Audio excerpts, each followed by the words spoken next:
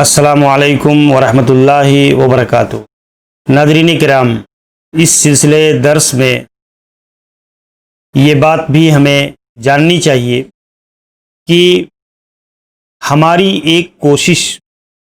ہماری ایک محنت کسی بھی شخص کے لیے ہدایت کا،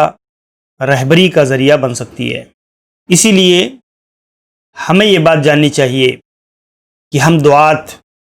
جب میدان دعوت کے اندر اترتے ہیں تو ہمیں کسی بھی شخص اور کسی بھی فرد کے تئیں ایسا کوئی گمان اور سوچ نہیں رکھنی چاہیے کہ اس شخص کو ہدایت نہیں مل سکتی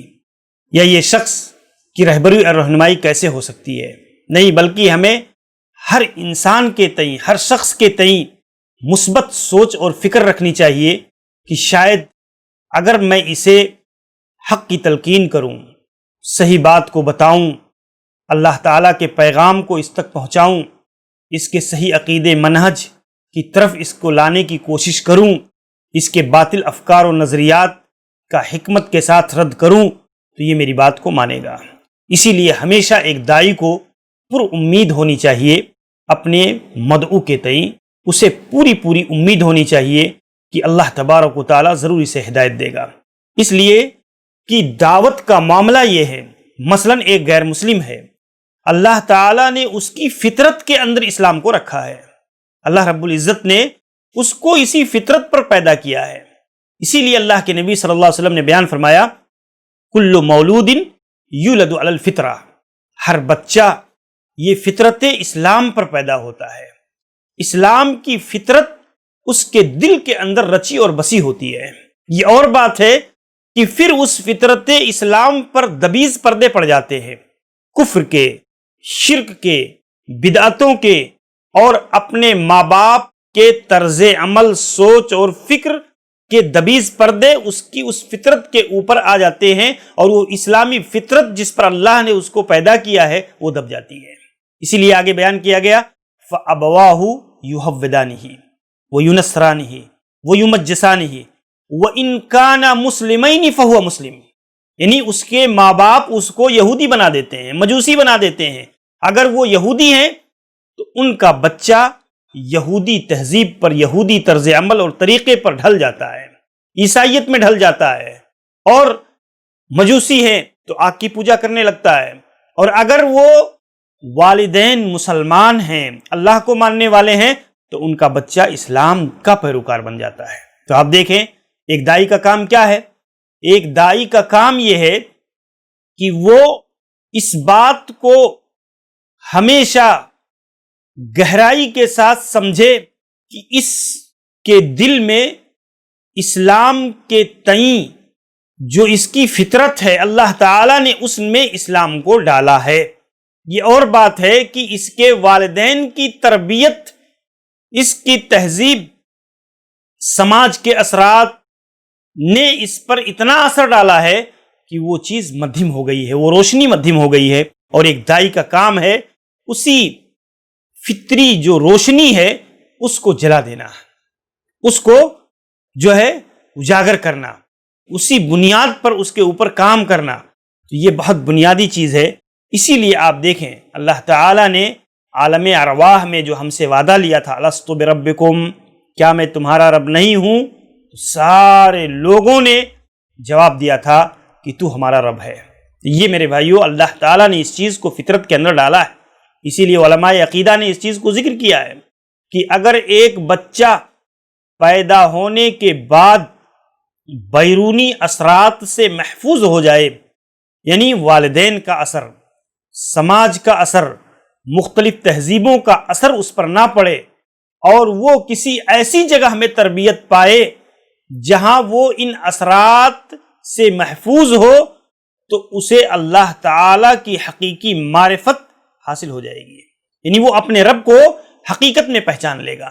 تو ہم دعات کا کام کیا ہے؟ ہم دعات کا کام یہ ہے کہ ہمیں ہر شخص جو اسلام کی فطرت پر پیدا ہوتا ہے،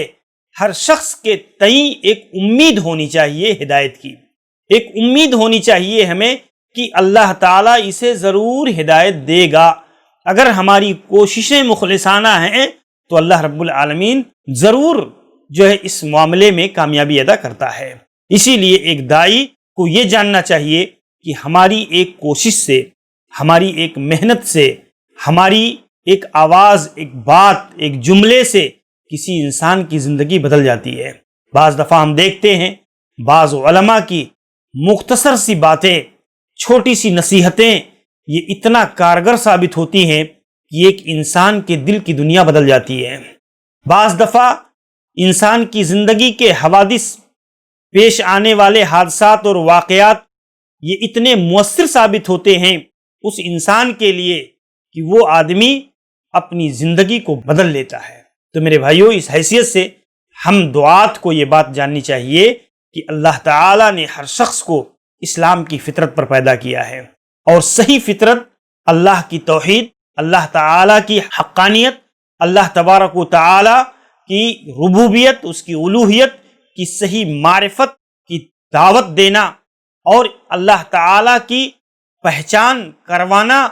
یہ اصل میں کوئی نیا کام نہیں ہے، بلکہ اللہ تعالیٰ نے پہلے سے اس کے اندر اس چیز کو رکھا ہے۔ آپ کو اسی چیز کی تجدید کرنی ہے، اسی دعوت اور اسی جو ہے فطرت کا جو داعیہ ہے اس پیغام کو جلا بخشنا ہے۔ تو میرے بھائیوں، ہمیں اور آپ کو یہ بات جاننی چاہیے کہ اللہ تعالیٰ نے ہر شخص کو فطرت اسلام پر پیدا کیا ہے، اور ہمیں کسی سے نا امید نہیں ہونی چاہیے، بلکہ مسلسل اپنی کوششیں، اپنی اصلاحی، دعوتی، تربیتی، تعلیمی کوششیں اس شخص کے لیے جاری و ساری رکھنا چاہیے۔ اسی لیے اللہ کے نبی صلی اللہ علیہ وسلم نے ایک حدیث قدسی کے اندر بیان فرمایا کہ اللہ فرماتا انی خلقت عبادی حنفاء کلہم، ہم نے اپنے سارے بندوں کو دین حنیفی پر، فطرت اسلام پر پیدا کیا ہے۔ فاجتالتہم الشیاطین عن دینہم، کہ شیطان پھر کیا کرتا ہے؟ ان کو ان کے دین سے اچک لیتا ہے، ان کو گمراہ کر دیتا ہے، ان کو صحیح راستے سے بھٹکا کر گمراہی کے اندر ڈال دیتا ہے۔ لوگ اصل میں توحید پر پیدا ہوتے ہیں لیکن بدعت کا شکار ہو جاتے ہیں، شرک کا شکار ہو جاتے ہیں، سماج اور معاشرہ میں پائی جانے والی بدعقیدگیوں کے شکار ہو جاتے ہیں، یا اگر اس کفر کے اندر پیدا ہوئے تو وہ اپنے کفر میں سرگرداں ہو جاتے ہیں۔ تو اس کی بنیاد پر دعوت ہی وہ راستہ ہے، یہ اصلاحی دعوتی کوششیں ہی وہ بنیادی ذریعہ ہیں جس سے کسی کو ہدایت مل سکتی ہے، جس کے ذریعہ سے، جس راستے سے ہی انسانوں کو جہنم سے بچایا جا سکتا ہے، صحیح بات کی طرف لایا جا سکتا ہے۔ اسی لیے یہ پہلو جس سماج میں کمزور ہو جاتا ہے تو اس میں برائیوں کا تناسب، گمراہیوں کا تناسب اور فحاشیوں کا تناسب بڑھ جاتا ہے۔ اسی لیے میرے بھائیوں، اس مرض کا جو علاج ہے اصل میں وہ دعوت ہے، وہ کتاب و سنت کی طرف تلقین ہے، وہ صحیح اسلام کے پیغام کو پہنچانا ہے۔ یہ بنیادی ذمہ داری ہمیں اور آپ کو اس حیثیت سے پہچاننی چاہیے کہ اپنے کسی بھی مدعو کے تئیں یہ سوچ، منفی سوچ قائم نہیں کرنا چاہیے، بلکہ ہمیشہ، چاہے وہ ترشرو ہو، چاہے وہ نرم دل ہو، اس کے تئیں ہمیشہ ہماری سوچ مثبت ہونی چاہیے کہ ہمارا ایک جملہ بھی اس کے لیے فائدہ مند ثابت ہو سکتا ہے۔ اللہ ہمیں اس کی توفیق نصیب فرمائے۔ السلام علیکم ورحمۃ اللہ وبرکاتہ۔